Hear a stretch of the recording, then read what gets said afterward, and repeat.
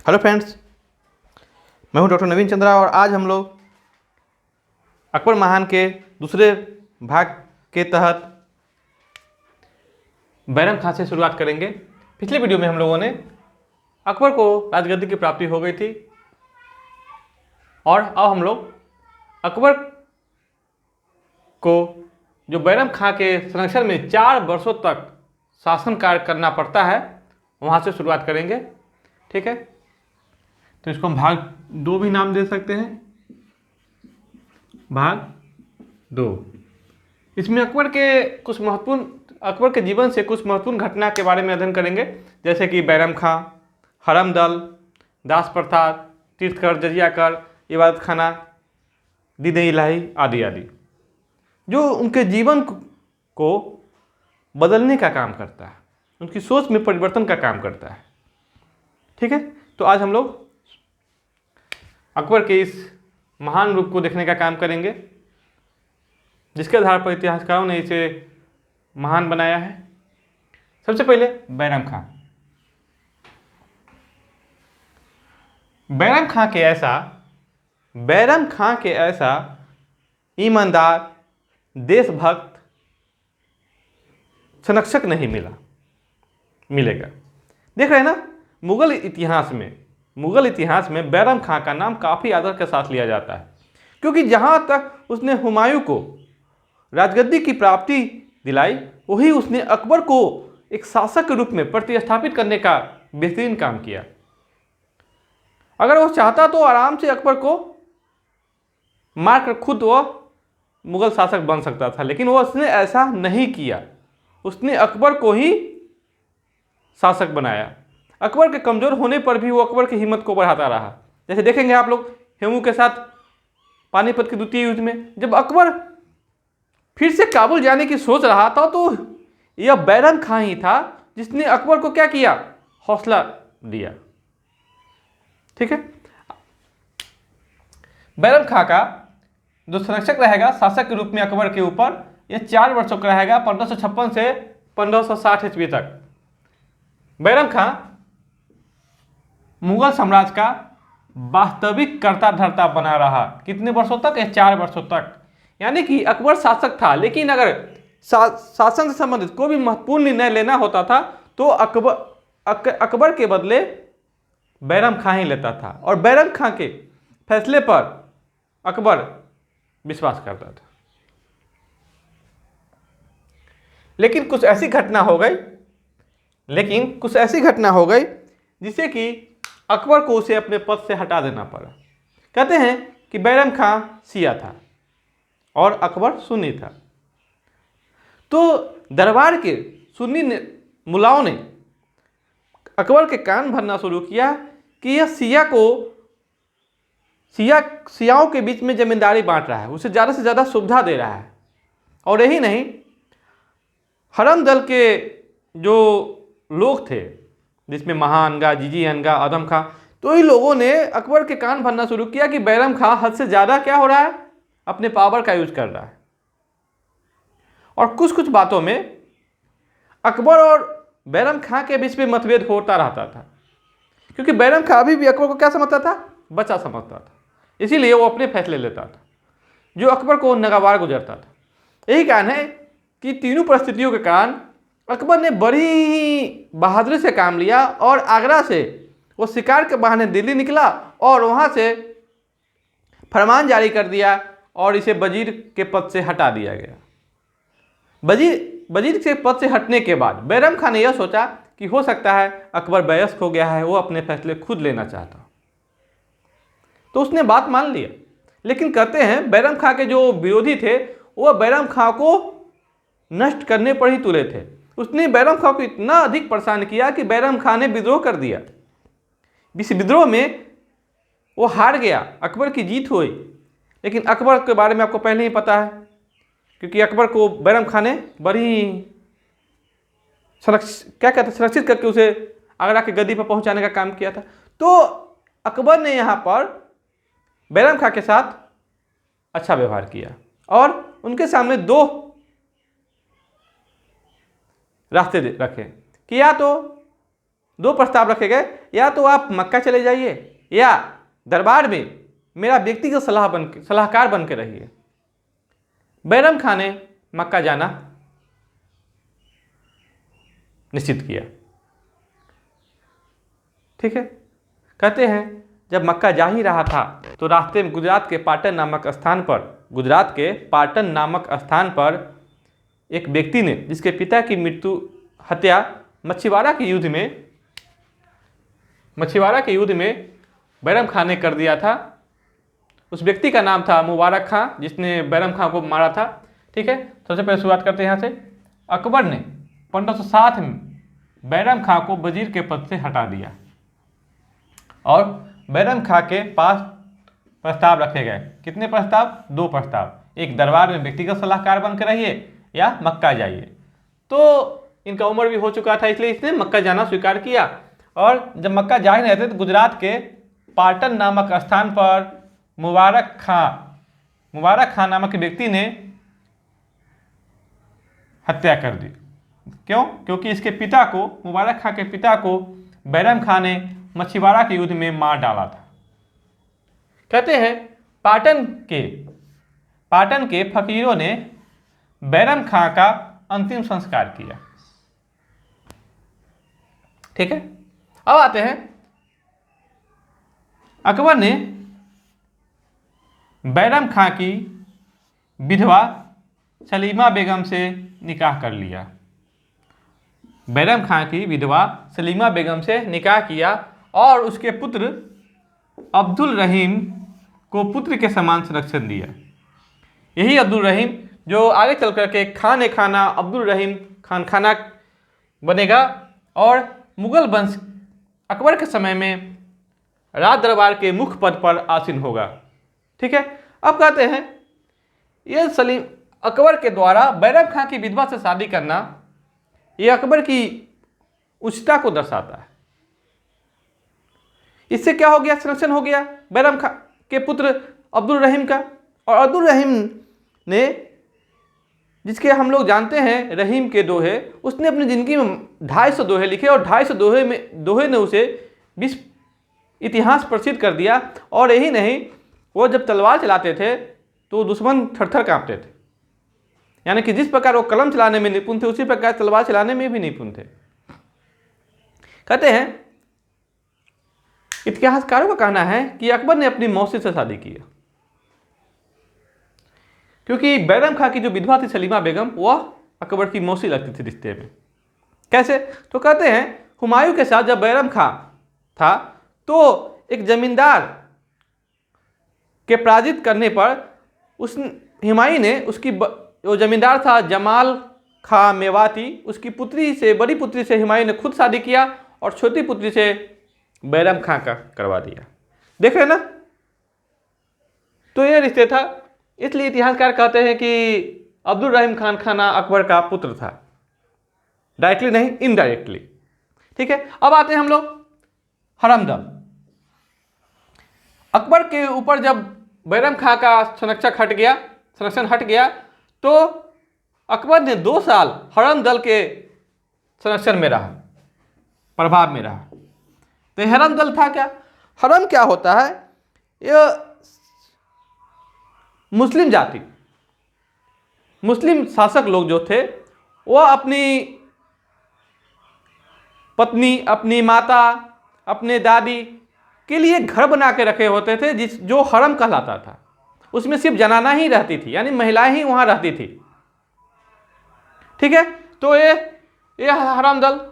लेकिन इस हरमदल का जो प्रभाव था अकबर पर मात्र कितने वर्षों था? 2 साल। इसमें था अकबर की धाय माँ, पालने पोसने वाली माँ महा अनगा। कहते हैं अकबर को भले ही जन्म उसकी माँ हमीदा बानो बेगम ने दिया था, लेकिन उसको पालने पोसने का काम किसने किया था? महा अनगा ने। इसलिए अकबर अपने माता हमीदा बानो बेगम से ज़्यादा नज़दीकी किससे रखता था? तो महा अनगा से।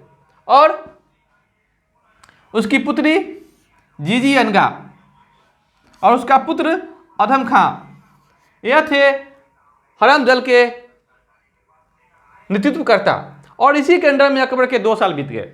कहते हैं, इतिहासकारों के द्वारा कहना है कि मुगल वंश की एकमात्र महिला प्रधानमंत्री, मुगल वंश की एकमात्र महिला प्रधानमंत्री कौन थी? तो महाम अनगा थी। देख रहे हैं ना? तो ये जो हरम दल का संगठन था, महाअनगा, जीजी अनगा और अधम खां के द्वारा शासन कार्य में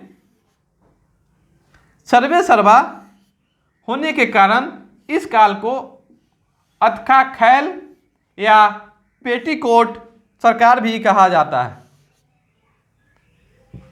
पेटीकोट या अतखा खैल या हरम दल का शासन। देख रहे हैं ना?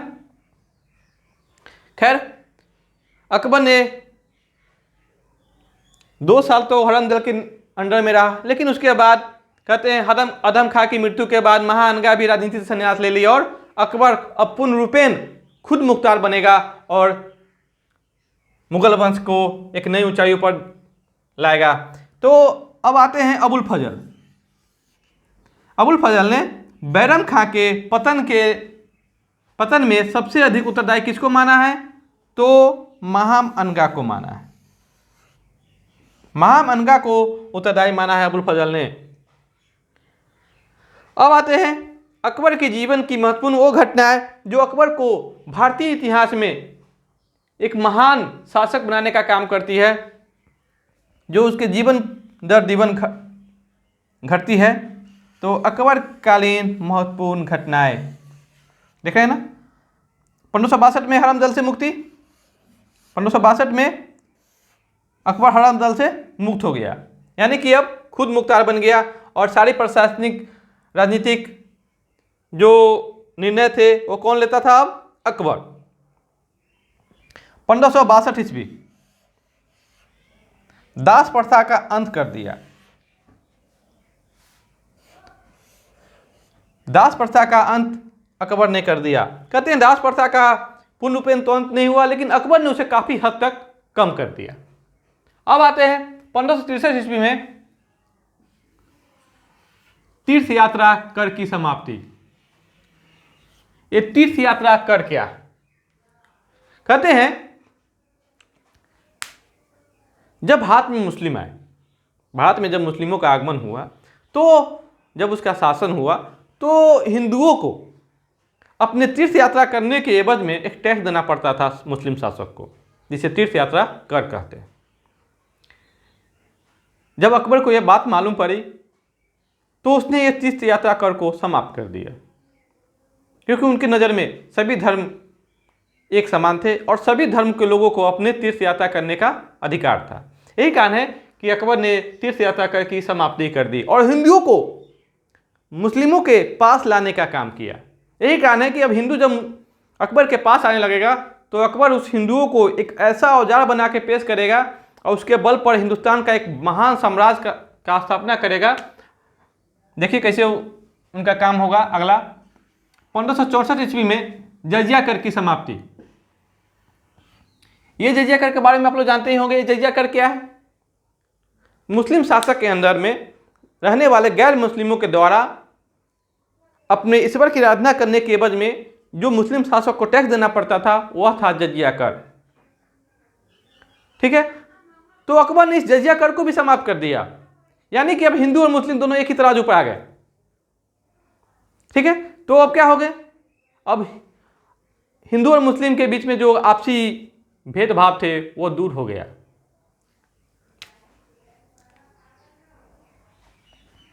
पंद्रह सौ 71 ईस्वी में एक महत्वपूर्ण घटना होगी।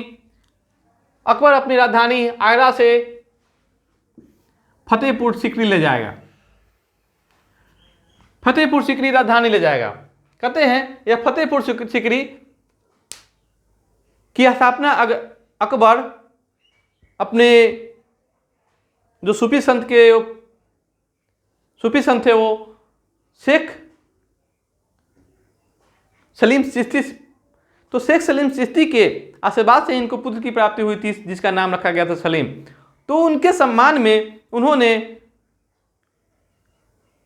फतेहपुर सीकरी की स्थापना करी और उसे अपनी राजधानी बनाया। ठीक है, 1575 ईस्वी में अकबर ने फतेहपुर सिकरी में इबादत खाना की स्थापना की। इबादत खाना की स्थापना की। इबादत खाना क्या है? इबादत खाना का मतलब है पूजा का घर या प्रार्थना घर। अकबर धर्म में काफ़ी रुचि लेता था और इसीलिए वह 1575 ईस्वी में फतेहपुर सिकरी में एक इबादत खाना की स्थापना किया, जिसमें वह धार्मिक मुल्लाओं जो होते मुस्लिम के होते थे, धार्मिक प्रधान मुल्ला मौलवी, उन लोगों को आपस में बैठाकर खुद बीच में बैठकर धर्म के बारे में विचार विमर्श करते थे और धर्म में सत्य की खोज करते थे। ठीक है, इसके लिए अकबर ने इबादत खाना की स्थापना की।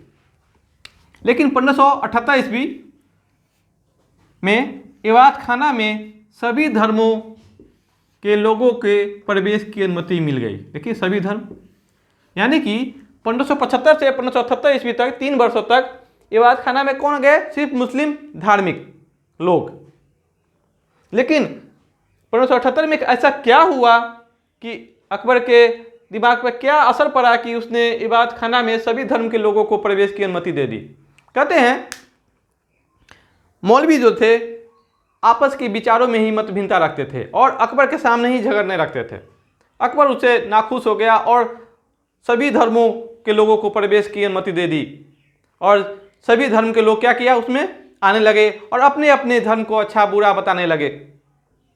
तो अकबर ने इबादत खाना में जब सभी धर्मों के प्रवेश की अनुमति दे दी तो कहते हैं कि उसे बहुत कुछ उसे सीखने को मिला और वह अंततः यह निर्णय पर पहुंचा कि सभी धर्मों में कुछ न कुछ सच्चाई है और सभी धर्मों का एक ही उद्देश्य है, ईश्वर की प्राप्ति।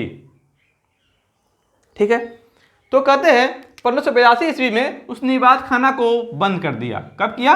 1582 ईस्वी में इबादत खाना को बंद कर दिया और एक नया धर्म दीन इलाही को चलाया। एक नया धर्म दीन इलाही को चलाया। ठीक है, उससे पहले 1579 ईस्वी, इसे रखते हैं हम लोग क्योंकि इसको अशोक के धर्म से लेंगे हम लोग। 1579 ईस्वी में मजहर की घोषणा की। अकबर के द्वारा 1579 में मजहर की घोषणा की गई। ये मजहर का अर्थ क्या है? कहते हैं अगर किसी धार्मिक विषय पर कोई बात विवाद होता है तो उस धार्मिक विषय पर निर्णय लेने का जो अधिकार होता था मुख्य व्यक्ति का, जो राज का मुख्य काजी होता था, तो अकबर ने उस काजी को उसके पद से हटा दिया क्योंकि वो काजी जो था भ्रष्टाचार में लिप्त पाया गया और उसके आधार पर अकबर खुद फैसला लेने लगा। और ये जो मजहर की घोषणा था ये अकबर के लिए ही था क्योंकि अकबर ही क्या होगा? धार्मिक मामलों में भी प्रधान होगा। अगर किसी धार्मिक विषय पर कोई बात विवाद की स्थिति पैदा होती है तो अकबर का फैसला ही मुख्य होता था। ठीक है, तो ये था मजहर की घोषणा। मजहर का जो ये घोषणा करने के बाद कहते हैं अकबर के जो लोकप्रियता थी मुसलमानों में घट गई क्योंकि अब मौलवी जो मुल्ला जो क्या हो गए? इसके विरोधी हो गए। दीन इलाही 1582 में जब उसने इबादत खाना को बंद कर दिया और दीन इलाही एक नए धर्म की स्थापना करी, इसमें अकबर ने क्या किया? सभी धर्मों के अच्छाइयों को समावेश किया। इनका कहना था कि अगर सभी लोग एक धर्म को मानेंगे तो भेदभाव ही खत्म हो जाएगा। यह ठीक उसी प्रकार जैसे अशोक का धर्म था। हमने पहले भी बात की है कि भारत में 2 ही महान हैं, पहला अशोक महान, दूसरा अकबर महान। अशोक महान किस लिए? अशोक के धर्म के कारण। अकबर महान किस लिए? तो दीन इलाही के कारण। दोनों की एक ही नीति, सुलह है कुल की नीति। देख रहे हैं? तो यह दीन इलाही क्या था? सभी धर्मों का समावेश था। और अकबर का कहते हैं कि अकबर ने इसे फैलाने के लिए, इसके प्रचार प्रसार के लिए ज़्यादा कुछ नहीं किया। अगर वह चाहता तो बल का प्रयोग कर सकता था, लेकिन उसने नहीं किया। कहते हैं कि मात्र 17-18 व्यक्ति ही दीन इलाही धर्म को अपनाया। हालांकि इनकी जो नीति थी, दीन इलाही की नियम कानून थे, काफ़ी बेहतरीन थे, लेकिन यह अकबर ने लोगों की इच्छा के ऊपर छोड़ दिया। यही कारण है कि अकबर के मरते ही यह धर्म भी समाप्त हो जाएगा। भले ही उसके बाद जहांगीर भी इस पद्धति को कुछ दिन बना के रखेगा, लेकिन यह अकबर के साथ ही समाप्त माना जाएगा। दीन इलाही, अगर मान लीजिए यह धर्म सफल होता, दीन इलाही धर्म सफल होता, तो वास्तव में भारतीय इतिहास अलग होता। जैसे अशोक का धर्म सफल होता तो फिर विचार अलग होता। अब आते हैं इलाही संवत की शुरुआत।